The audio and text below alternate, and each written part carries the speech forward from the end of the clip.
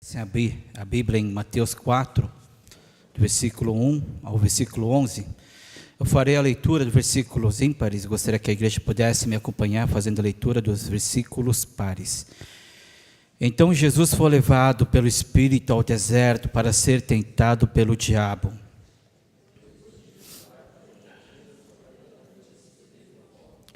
O tentador aproximou-se dele e disse: se você é filho de Deus, mande essas pedras se transformem em pães.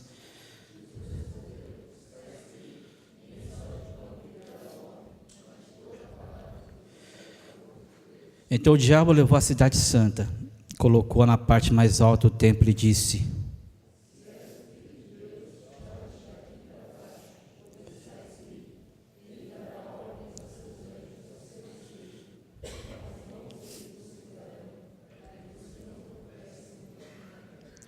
Jesus lhe respondeu: também está escrito, não ponha à prova o Senhor, o seu Deus.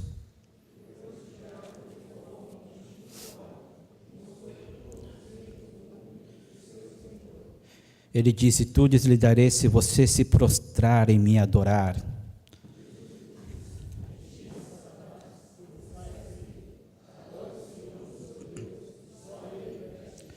Então o diabo deixou e os anjos vieram e o serviram.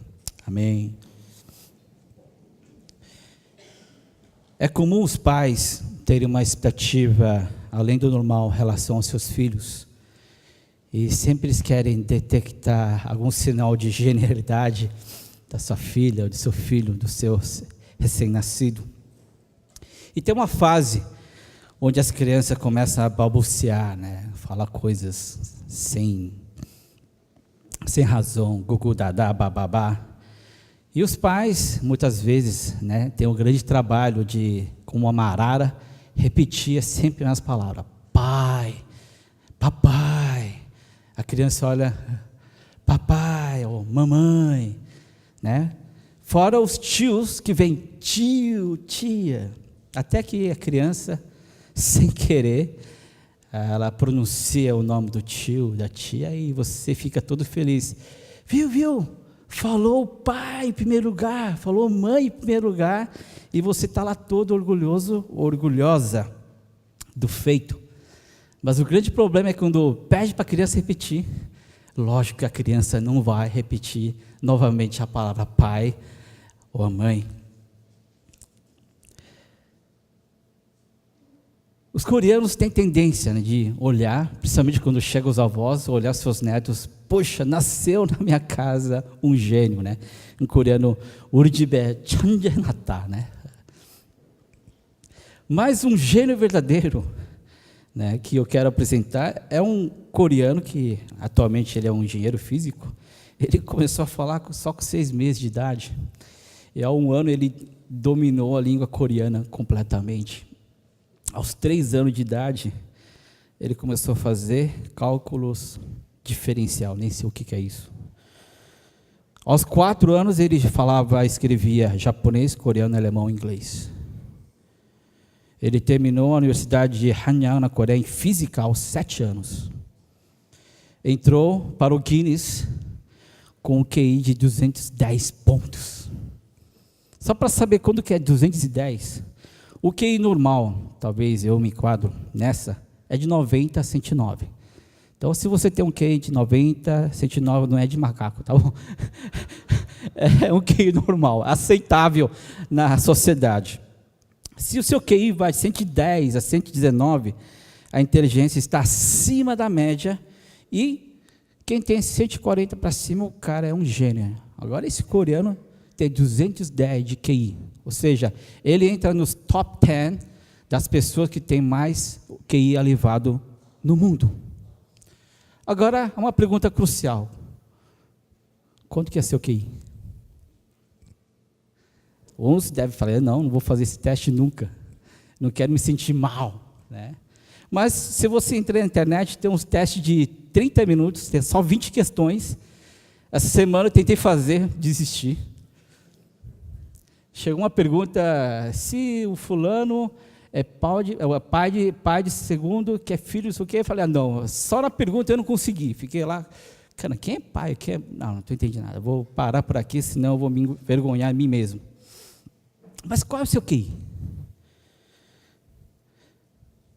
Eu lembro de ter feito esse teste muito tempo atrás, quando tinha uns 20 e poucos anos, e o meu QI né, por aí.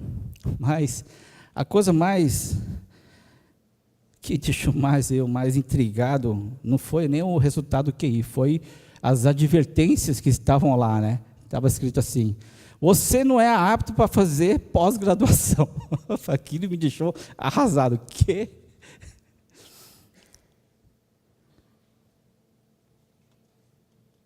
Mas depois percebi que não apenas a inteligência lógico-matemática que é usada no teste QI, existem outras inteligências, falam inteligências múltiplas, são 9, uma delas leva em consideração o matemático, lógico, mas também tem o QI espacial, né, onde as pessoas têm uma boa noção de espaço. Eu sei que muitos motoristas, né, talvez não tenham desculpe, irmãs, né, porque a minha esposa, ela não tem noção espacial, e ela está cheia de hematomas.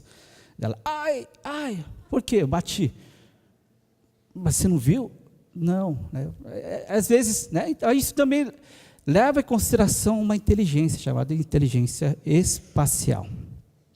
Mas hoje eu quero me atentar a algo que chamamos de inteligência espiritual.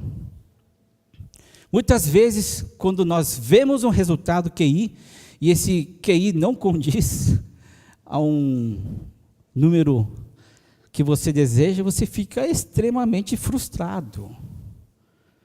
Mas hoje também considero que nós, no certo sentido, não sentir frustrado, mas sentir um pouco, Senhor, me perdoe, Senhor, eu quero conhecê-lo mais.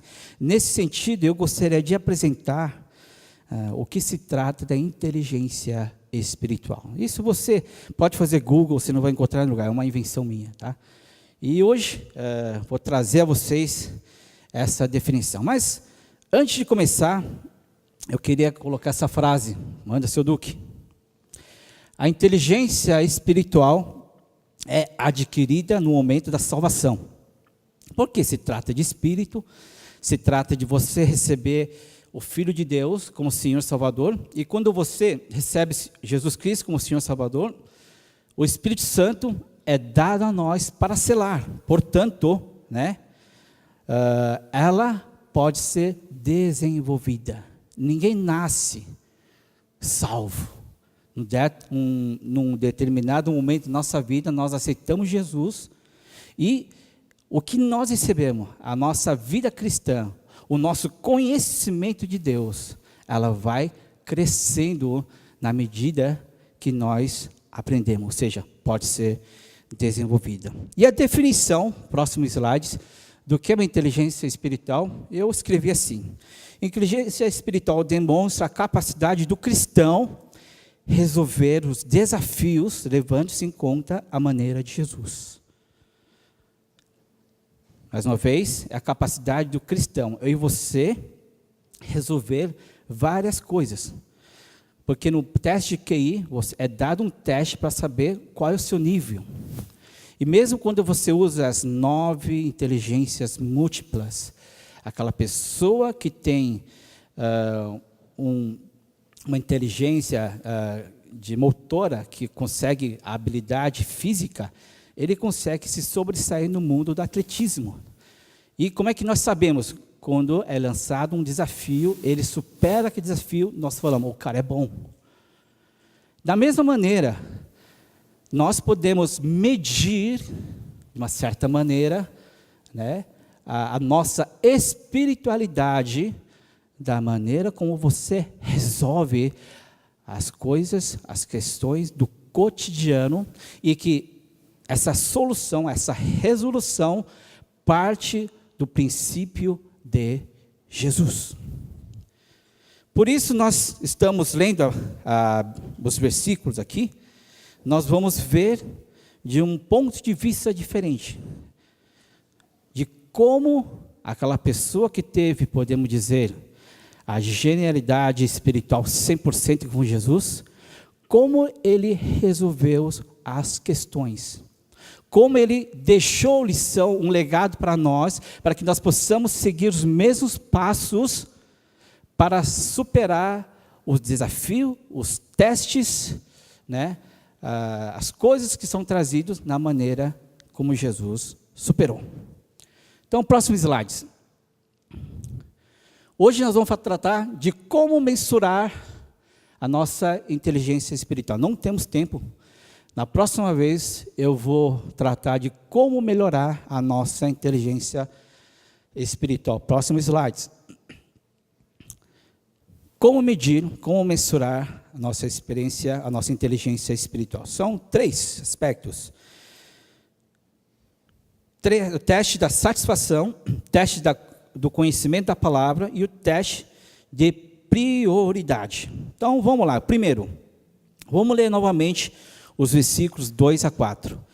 Depois de jejuar 40 dias e noites, teve fome. O tentador aproximou-se dele e disse: se você é filho de Deus, mande que essas pedras se transformem em pães. Jesus respondeu: está escrito, não só de pão viverá o homem, mas de toda a palavra que procede da boca de Deus. O primeiro índice de inteligência espiritual é detectar como está o seu nível de satisfação pessoal e com Deus. Depois de 40 dias, Jesus teve fome. Isso é a coisa mais natural. Quando você deixa de comer alguma coisa, você sente, o seu corpo pede por algo, por algum alimento ou por alguma coisa.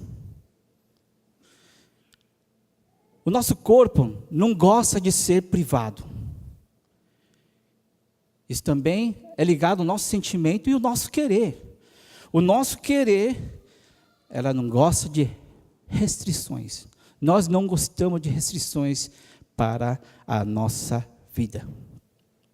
Não apenas em questões de alimento, mas da maneira como você veste, da maneira como você fala, age, ou você reage a certas questões. Você não quer que ninguém fale, não faça isso, não faça aquilo, quando nós temos já uma certa idade adulta. Sempre queremos quebrar os limites, ou melhor, não ter limites para atender a nosso apetite em relação ao dinheiro, nosso apetite em relação ao sexo, ao poder e às pessoas.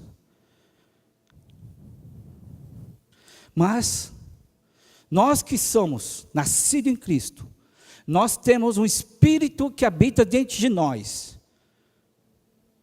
E nós precisamos lidar com essa situação. Jesus, durante 40 dias, ele foi tentado. A Bíblia fala que sim, no último dia veio. Mas fico pensando, ficar 40 dias em jejum, sem comer, é muito difícil. Eu não sei quantos de vocês já fizeram jejum, ou quantos de vocês passaram fome alguma vez na sua vida. Não dá para aguentar, principalmente quando a comida está a seu alcance, não é? Imagina, acho que o pior jejum seria você dentro de um supermercado, com tentações de todo lado. Um amigo falou que quando ele fazia jejum, até a casca da bala que estava no chão fazia lembrar, essa bala deve ter sido boa.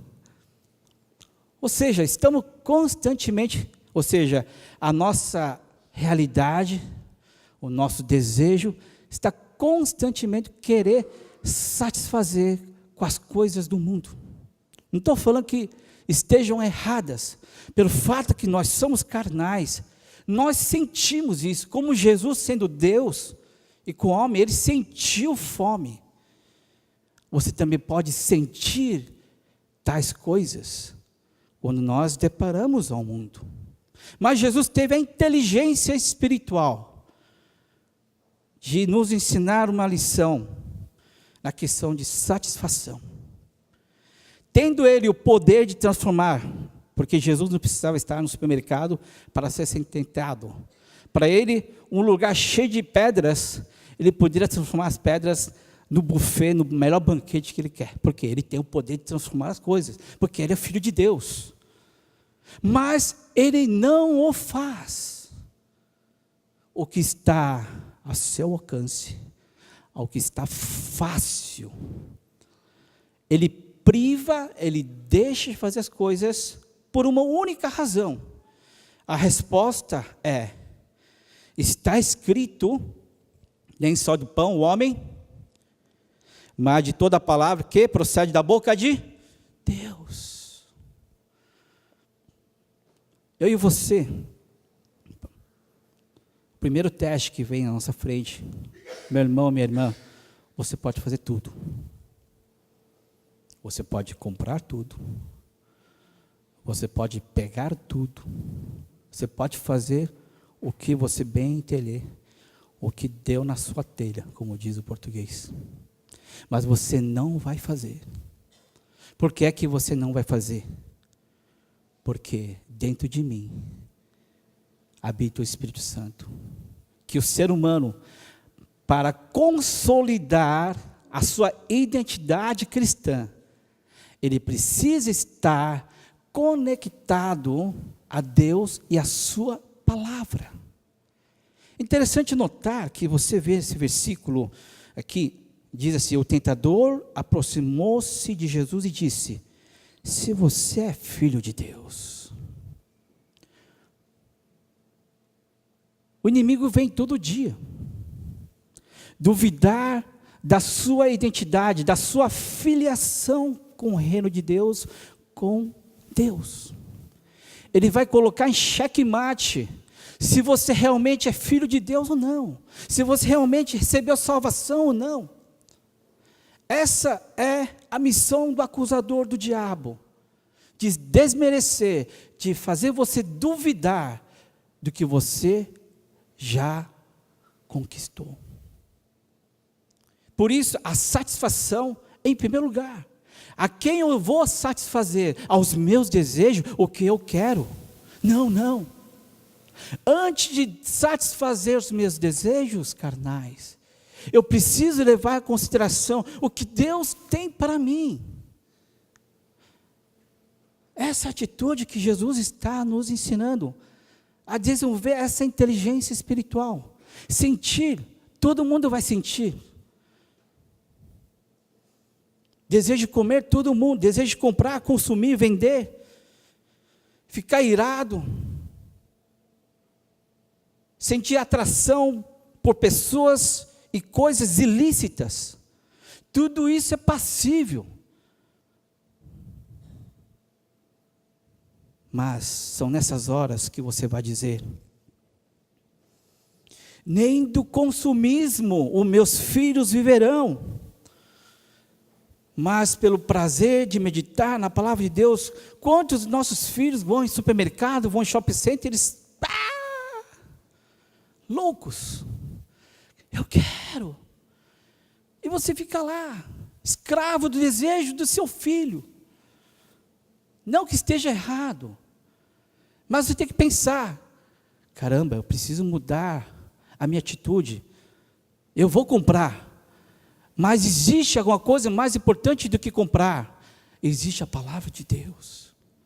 Muitas vezes nós fazemos tão mecanicamente, nós nem consideramos a opinião de Deus, mesmo na educação dos nossos filhos.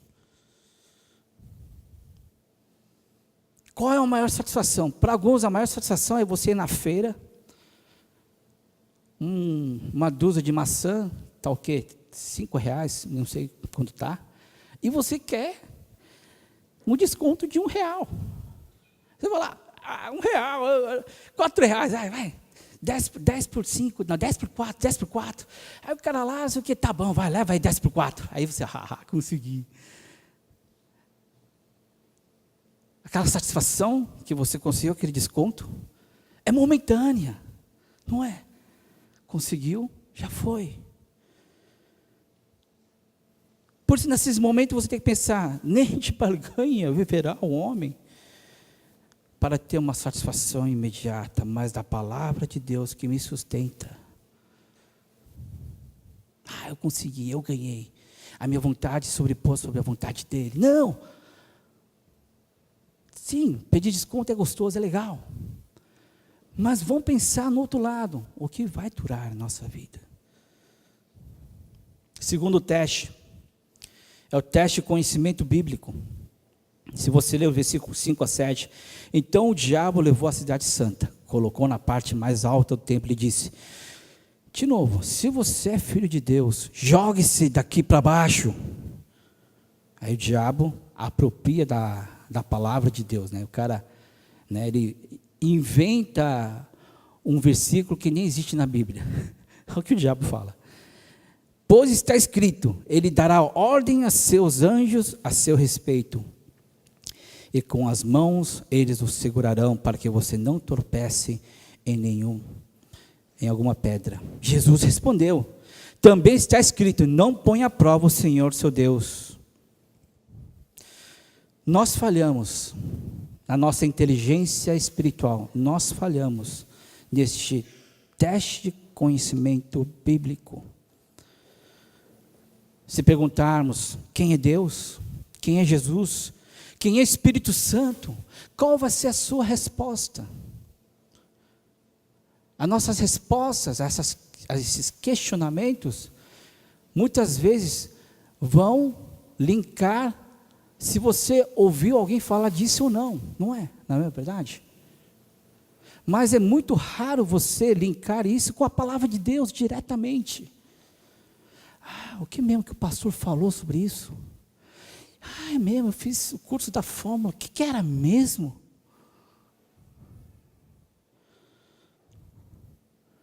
O que é graça? Graça. Eu não sei, o pastor fala da graça, mas realmente eu não sei o que significa.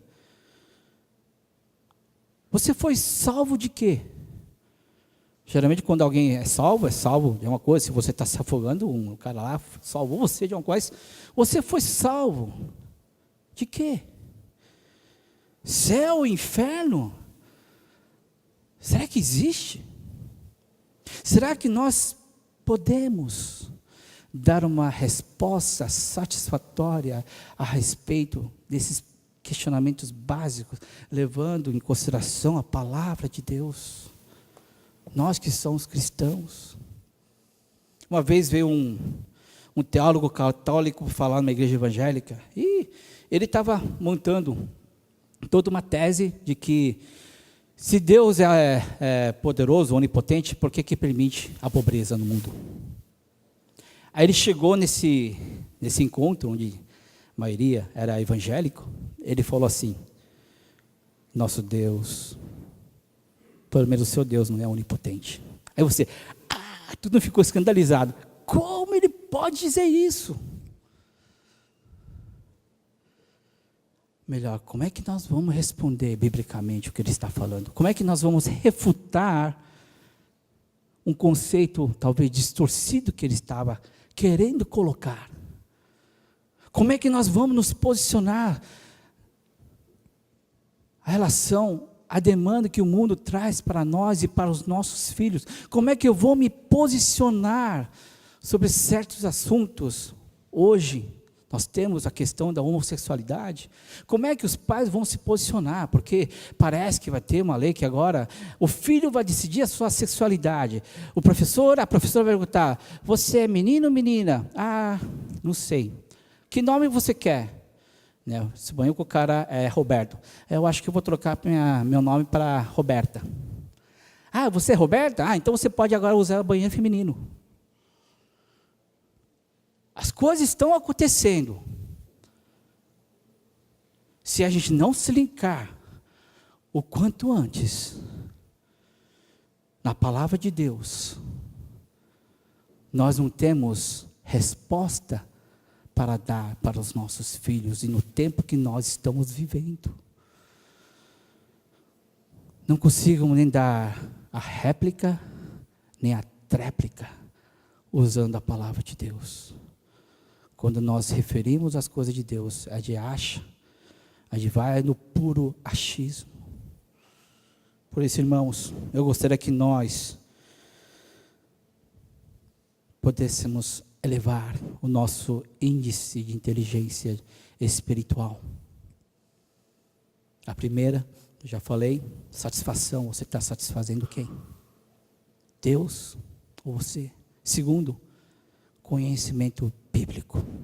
Nós precisamos conhecer a palavra de Deus. É por isso que um dos maiores questionamentos que eu e você nós temos, muitas vezes, é justamente a questão de salvação. O diabo sempre fala, se você é filho de Deus. Agora, aonde você baseia a tua salvação? Na fé do pastor?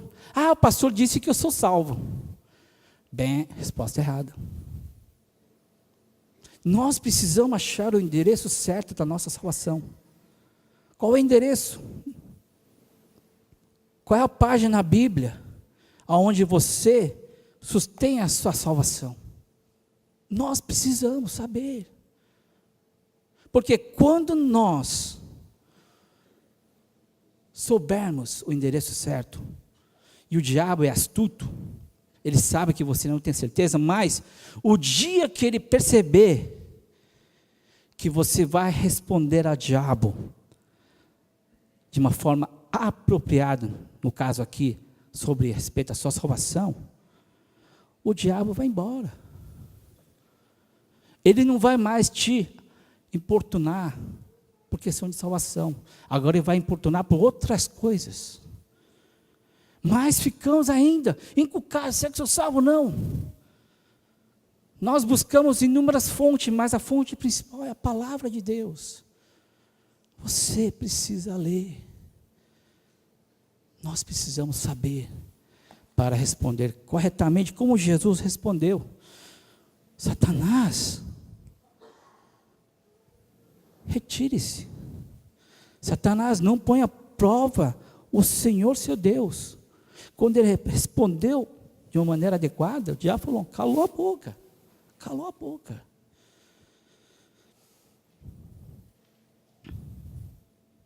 Não é decoreba, não é você ter um monte de versículo na cabeça, né? Não sei se já compartilhei, tinha um menino que decorava mais de 200 versículos, mas ele era causa do sumiço das ofertas no culto das crianças. Você não pode ligar, o cara conhece com a vida do cara. O que faltou? Ele sabia, mas não praticava. Terceiro, teste de prioridade. Versículos 8 a 10. Depois o diabo levou a um monte muito alto e mostrou-lhe todos os reinos do mundo e o seu esplendor. E disse, tudo isso lhe darei se você se prostrar e me adorar. Jesus lhe disse, retire-se, Satanás, pois está escrito, adore o Senhor seu Deus e só a Ele preste culto. Qual é a sua prioridade? Sim, a prioridade é cuidar dos meus filhos, do bem-estar. Sim, nossa prioridade é realmente providenciar o sustento. Sim, nossa prioridade. Mas saiba, desde que você entregou a vida para Cristo, a sua prioridade, número 1, deve ser o reino de Deus. E as outras coisas, nós não devemos nem se curvar e nem adorar com o seu esplendor.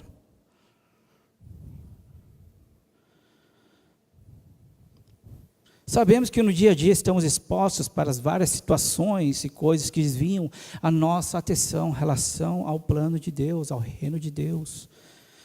Estamos navegando contra o fluxo da maré. O mundo está falando A, e nós não estamos no A. Nós estamos contra A. Nós estamos navegando contra o fluxo natural da igreja, quer dizer, do mundo. Pode demorar. Imagina você navegar contra o fluxo, né? Se você for no Manaus, você sabe como que é, porque lá não tem estrada, você tem que viajar de barco. Quando você vai no fluxo, é uma beleza, né? Você desce de um dia, de um ponto A a B, mas quando sobe, leva semanas. Pode demorar, pode até gastar mais, porém, não podemos trocar o esplendor das coisas mundanas e nem se prostrar diante de uma solução que comprometa a minha atitude como adorador. Por que adorador? Porque fala assim, porque está escrito, adora o Senhor seu Deus. Qual a relação que tem a adoração com as coisas do mundo? Tudo a ver. As suas decisões que você faz no mundo têm consequências diretamente no teu espírito. E isso faz com que esse culto que nós estamos oferecendo semanalmente, durante 1 hora, vai ser afetado por essas coisas do mundo. Tanto é que a própria palavra diz que quando você trazer, né, seu Duque, acho que é o segundo, talvez o último, você pode colocar? O próximo. Portanto, se trouxer a tua oferta ao altar, e aí te lembrares que teu irmão tem uma coisa contra ti, deixa diante do altar a tua oferta e vai reconciliar primeiro com o teu irmão, e depois venha e apresente essa oferta.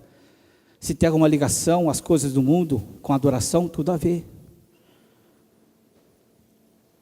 É como se Deus não aceitasse a sua oferta, se as coisas lá no mundo não estão corretas.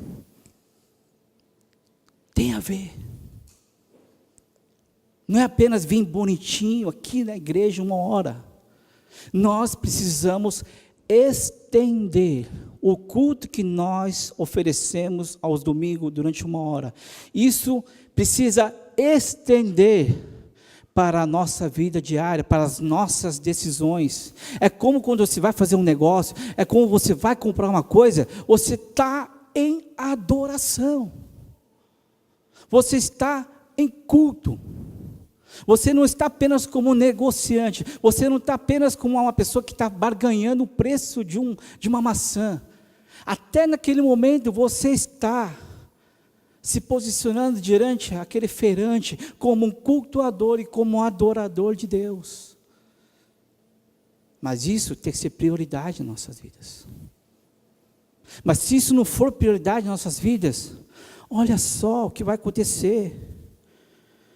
Jesus foi levado a um monte muito alto e o que o diabo, qual o propósito que o diabo dá a Jesus? Todos os reinos do mundo e o seu esplendor darei a você se você se curvar diante de mim. Nós não podemos se curvar a ninguém, somente a Deus. Nós não devemos se curvar diante ao dinheiro, diante às situações que nos afligem. Nós sim devemos nos curvar diante de Deus, ainda que isso pareça contrária ao desejo do mundo.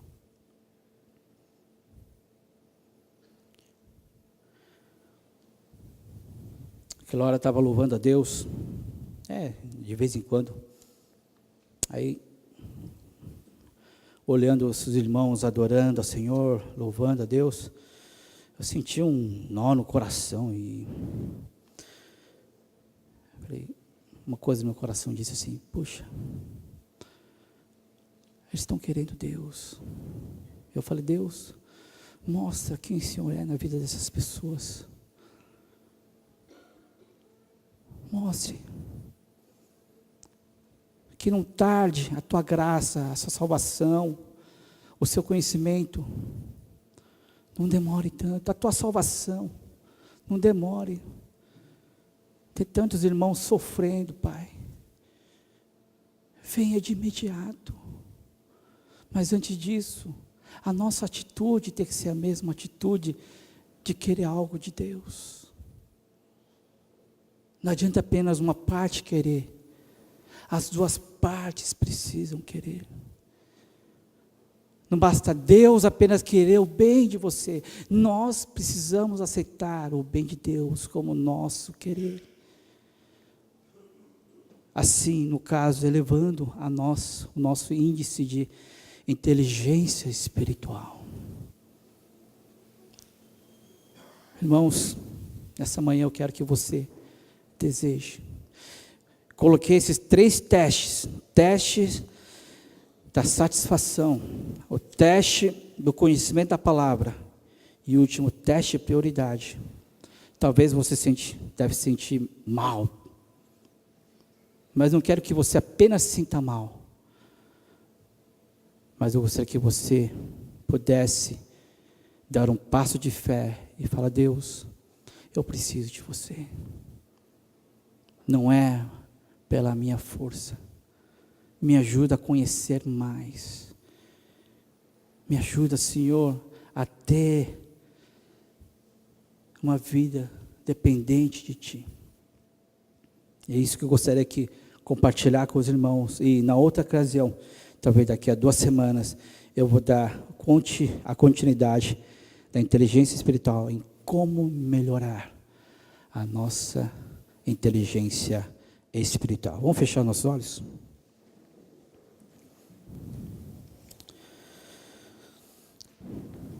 Às vezes não é bom dar notas para as coisas, mas vamos tentar dar. Nota 3 para ótimo, nota 2 para bom, nota 1 para preciso melhorar, e 0, Senhor, tenha misericórdia de mim.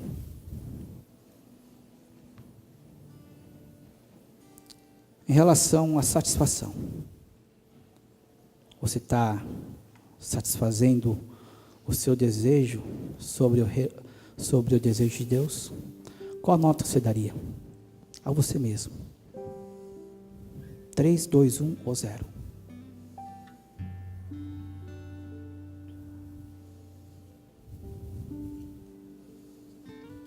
E sobre o teste de conhecimento bíblico? Acho que aí também eu me incluo em todos também, mas qual nota você daria ao seu conhecimento da palavra de Deus? 3, 2, 1 ou 0? E por último, a vida de adorador tem sido a sua prioridade? 3, 2, 1, 0. É você e Deus.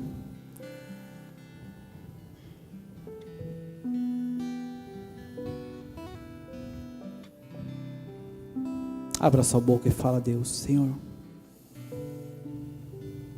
muito mais do que palavras, Senhor, as minhas ações, gostaria que as minhas ações possam condizer ao que creio, Pai. Me ajuda.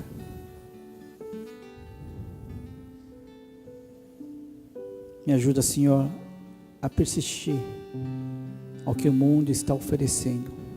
Estamos remando contra a maré. Parece que eu estou saindo do mesmo lugar. Está cansado, Senhor, estou cansada, estou cansado. Mas eu não vou abrir mão de ser um adorador. Eu não vou abrir mão de querer não apenas satisfazer a minha vontade, mas sim eu quero ao menos dizer: Pai, eu não dependo mais dessas coisas, mas da palavra que procede da boca de Deus. E dizer: retire-se, Satanás, eu não vou cair nessa. Eu vou nadar contra a maré. Eu sei o preço que devo pagar pela essa decisão. Mas eu não vou abrir a mão de ser um adorador. Faça a sua decisão, gente.